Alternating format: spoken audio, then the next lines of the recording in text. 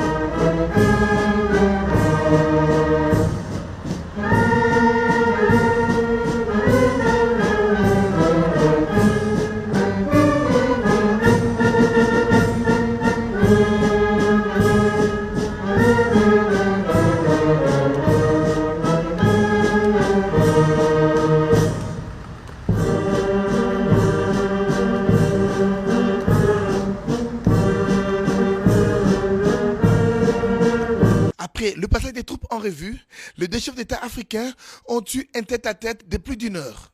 Les relations bilatérales entre Égypte et RDC, les projets d'intérêt commun, les conflits des eaux qui opposent l'Éthiopie au Soudan, ainsi que le partage d'expériences sur la Covid-19 sont là les grands sujets débattus entre les deux hommes d'État. Il faut noter que les deux chefs d'État sont déterminés à fructifier leur collaboration pour pérenniser les bonnes relations qui existent entre Égypte et République démocratique du Congo depuis leur période des indépendances. Après le tête-à-tête, les deux autres autorités se sont livrées à la presse. C'est pour moi et pour ma délégation une grande joie de me retrouver ici et surtout d'être reçu en frère par le président Sisi qui, d'entrée de jeu, a rappelé les excellentes relations qu'il y a entre nos deux pays depuis très longtemps, depuis les années des indépendances en Afrique. Et il a insisté sur le fait que nous sommes le prolongement de ces excellentes relations et a promis son implication personnelle pour que mon pays, la République démocratique du Congo, retrouve la stabilité et la paix. Je me réjouis de cela parce que c'est l'une de mes priorités, celle de ramener la paix et la sécurité dans tout le pays et surtout dans les zones actuellement de turbulence à l'est et au nord-est de notre pays. Le président Al-Sisi a encouragé les efforts que nous fournissons actuellement au niveau national pour stabiliser le pays politiquement, en plus du côté sécuritaire, et a promis d'être toujours à nos côtés pour nous aider à aller de l'avant. Il croit, et comme moi, que le développement ne peut pas se faire sans la stabilité et sans la lutte contre les antivaleurs telles que la corruption et l'impunité. Il nous encourage à continuer dans ce sens et a partagé avec moi l'expérience de l'Égypte, qui est aussi partie en 2011 d'une situation d'instabilité, mais qui aujourd'hui est en train de performer sur le plan économique. C'est un modèle que je me suis engagé à suivre et l'exemple est là. Je suis à la tête aujourd'hui d'une forte délégation qui est venue renforcer le partenariat entre nos deux pays en obtenant des investissements d'une hauteur de 400 millions pour la République démocratique du Congo dans des projets qui vont permettre à mon pays de sortir de son enclavement en interne et de créer une intégration économique nationale qui permettrait de lutter à la fois contre la pauvreté, mais aussi contre ce retard qu'a pris la République démocratique du Congo. Nous avons également partagé nos expériences quant à la pandémie de Covid-19. Et ici, je dirais, Dieu merci, l'Afrique, dans sa majorité, a été épargnée par rapport justement aux dégâts que l'on constate sur d'autres continents.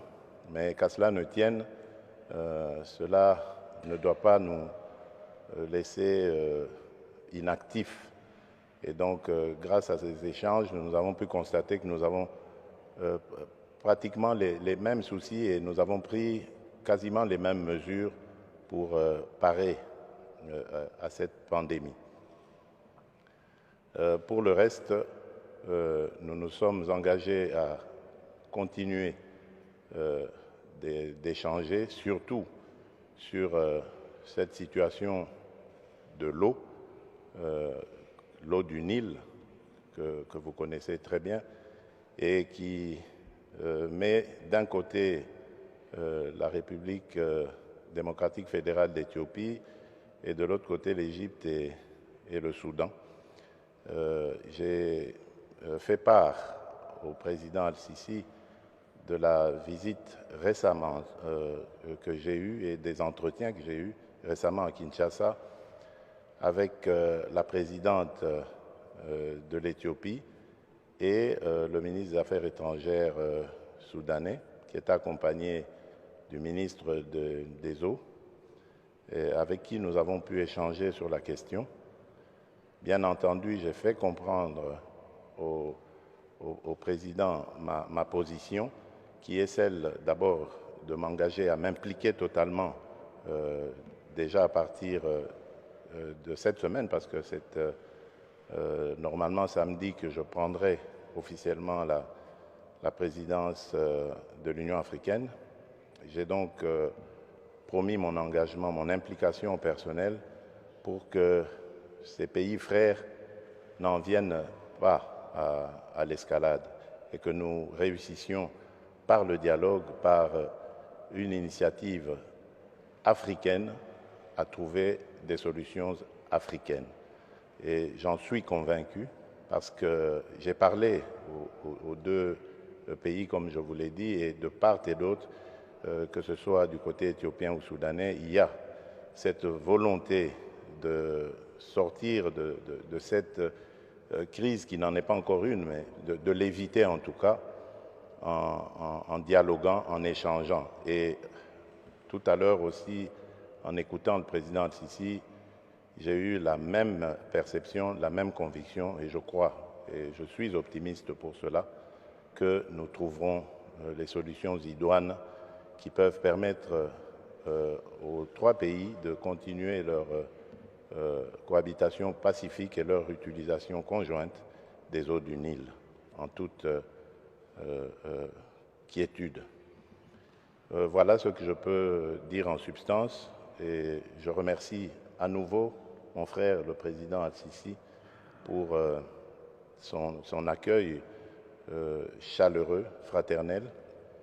Et je vais dire que demain, ce sera le jour de la visite touristique. Je profiterai de cette occasion pour aller visiter la nouvelle ville du Caire, que j'aimerais dupliquer aussi à Kinshasa. Vous savez que la capitale de la République démocratique du Congo n'est habitée que sur un tiers de sa partie et que dans les années qui viennent, nous allons avoir la ville la plus peuplée d'Afrique. Il y aura à peu près 30 millions d'habitants à Kinshasa et il faudrait donc déjà anticiper son extension. Je visiterai également les pyramides qui sont une fierté pour l'Afrique et qui sont aussi l'œuvre de toute cette Afrique, parce qu'on le dit, nous venons, nous, de l'Afrique centrale, d'ici, d'Égypte. Donc nous allons aller voir ce que nos ancêtres communs ont fait. Voilà. C'est encore l'occasion ici de remercier mon frère et de lui promettre de toujours m'impliquer pour que les relations entre nos deux pays soient au beau fixe. À l'issue de cette rencontre entre les deux chefs d'État, l'Égypte s'est engagée à soutenir les efforts de l'État congolais pour le maintien de la paix dans la partie est du Congo et contribuer également à soutenir le président Félix Antoine Tshisekedi Tshilombo pour le succès de son mandat à la tête de l'Union africaine.